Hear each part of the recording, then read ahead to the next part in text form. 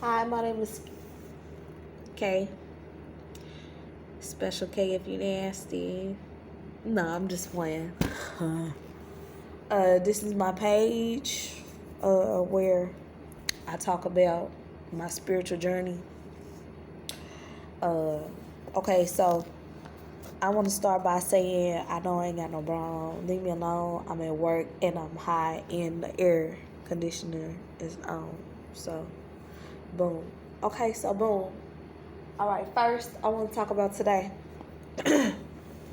All right, today I got off work at 7 a.m. This place I'm at right now.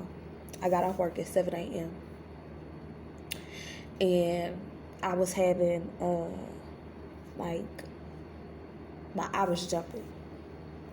And usually when my eye jumps, that means I'm gonna see somebody I ain't seen in a long time. I haven't quite figured out which one. I think this one is somebody I don't want to see, and this one is somebody I need to see. So this eye had been jumping all fucking day, all day from maybe like 2-3 hours before I got off work. So about 4 or 5 a.m. to like maybe 2 or 3 hours ago. And I was just like, what the fuck? What's going on? What's going on? Why am I eye jumping? Who I'm gonna see? In fact, I posted it on Facebook. Kay Palmer, hometown, Brinkley, Arkansas. No, look it up. You don't believe me. Anyway, so I was like, what the fuck? Why is my eye jumping? And because I don't want to see nobody, especially just the way I am today. I ain't want to see nobody. So anyway, a girl that I used to I thought she was beautiful back in the day. She came in to get a room for her sister, and me and her sister used to be like this back in the day. We used to be real close. And she transitioned into male a couple years ago. So when I saw her, I was like, girl. But yeah, that's why my eye was jumping over there. And it was just jumping all freaking day. And I was trying to figure out why. Usually when it jump like that, I see people back to back. And I did. So I was so ecstatic. I was so happy. And in the process of me like letting go and releasing today, I was thinking about like some things that I was going through while pregnant and the beginning of this journey. In fact, some of the dreams that led me of which to create this channel. Okay, so I want to talk about one dream in particular, and I'm pretty sure I recorded about it. I talked about it, but I talked about how I was going up this hill. I was going up, and I was driving, and my kids was in the back with me. Now, off and on throughout a period of maybe 10 or 11 years, I've been having this dream.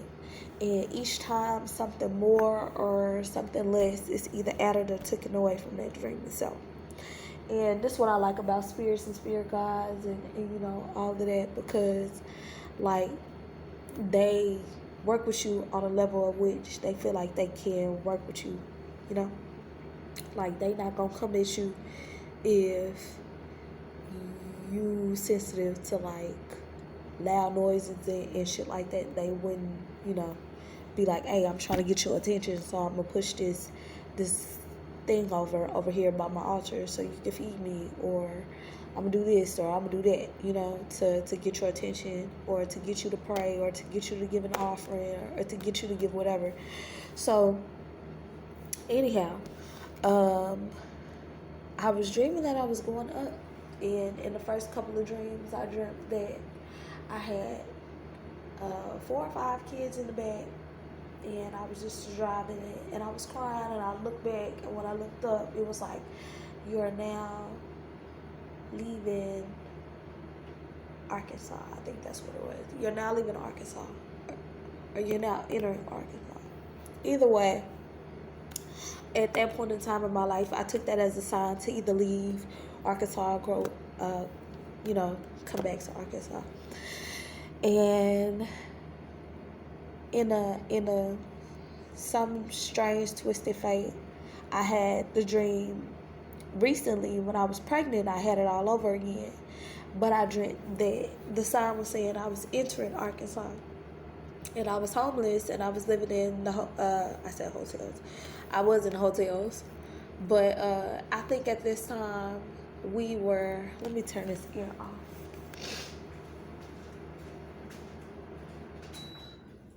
Every time I cry, my nose gets stuffy, so I ain't got the Rona or nothing.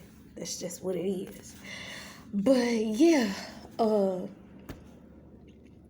so I took that as a sign, and I was talking to a friend of mine at the time, the friend of which with the gardener or whatever that I talked about, and he was just like, "Yeah, like that's what God's telling you to do, and that's what you should do." And I promised if I could call him, we could probably mend these, and I not have to worry about them so much. But as of now, we're not on speaker terms. But anyway, I was going up, up, up, and I was scared. I was pregnant, and I was scared. I was like, God, I don't know where you take me, but I can't keep, doing this right now. I need a way out. And I prayed. I was like, give me a sign. Give me, give me something. So that night, I dreamt that the car swerved off of the road that I was going on and drove off into a ditch. And that ditch led me through a field, and the field led me to the street of which my mom and I, my grandmother, my family, we grew up on. So I took that as the sign, okay, I'm going to take you to this field. And the field was a friend of mine's house. So that's where I went. I went to the field, and we stayed there for maybe a month, and stuff got sour, like really quick. And I noticed that the dream was progressing in reality. He didn't want me to sit there. He wanted me to move on. And I was just like, why would you bring me here? And it's the exact, layout of which what I wanted. But I think he did that in a way to say, you can have whatever you want, and I'm going to give it to you. Do what I need you to do. Follow where I need you to go, So that's what I've been doing. Now, I don't know. I know I've said it. I'm just going to say it again. When I was 14, I dreamt that I was sleeping peacefully in my bed, and a large, dark figure came in, tapped my leg, told me to get up, and he grabbed my hand, and I followed him out of the room, and we walked into a bigger room. And it was a room full of light, and he made me lay down on the bed. And when I lay down on the bed, I pushed out maybe 7 kids. So boom, I have 6, by the way. It was 7 or 8, maybe. I don't know, but I ain't trying to have no more. Like, I ain't even doing nothing right now because, baby, no. Like, I was ready to stop after 2. You feel me? But anyway, I remember in a dream the figure asked me if I trusted him, and I was like, yeah. Now, throughout time, as a kid, I'm gonna go grab some tissue. Hold on. So, anyway, he asked me if I trust him, and I was just like, yeah. Now, throughout time, I can say maybe from the ages of possibly 5, maybe 3, because I have memories of being 3. Maybe from like 5 all the way up to maybe 13 or 14ish. There was a lady dressed in white who used to walk with me. She used to be everywhere, and my mama don't know who this woman is. The house of which I used to be dropped off, or I was maybe dropped off, maybe, no, I never was dropped off. I almost always certainly walked, or she walked to my house and we walked together. Or if we talked,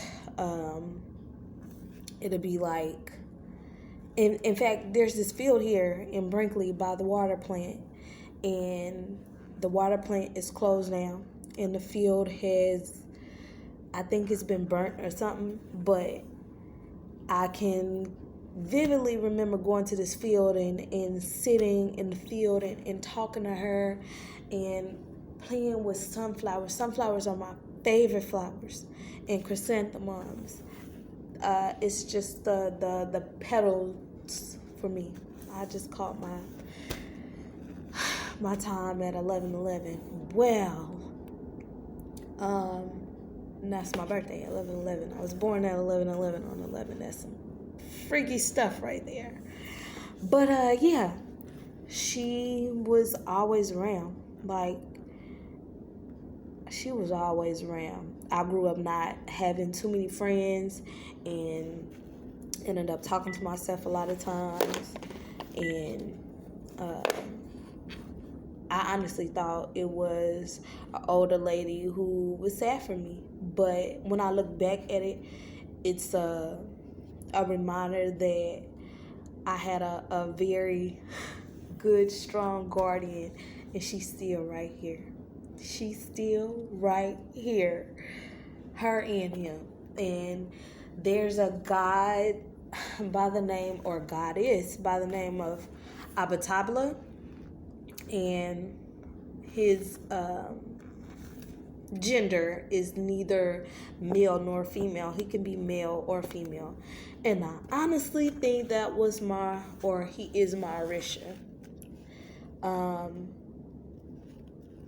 I've been doing this little journey for roughly about 7 years, but the past 3 or 4 has gotten me like more outward. Like, before I was inward, and I was so in tune to everything on the inside that everything on the outside was confusing. And now I'm on the outside and I'm actually talking to people and being around people. And Scorpios can be like real quiet and private and like off to themselves and mysterious in a way. So it's very different for me, and I'm having to go back to numero uno and continuously stay rooted and aligned, in that, in the same sense, have enough mental capacity or stability, I should say, to deal with other people and the outer things around me. Now, I want to talk about some dreams that are bothering me, and then I'm gonna go on and tie this up, because how you gonna do it, But yeah, so when I dreamt that my sister passed away,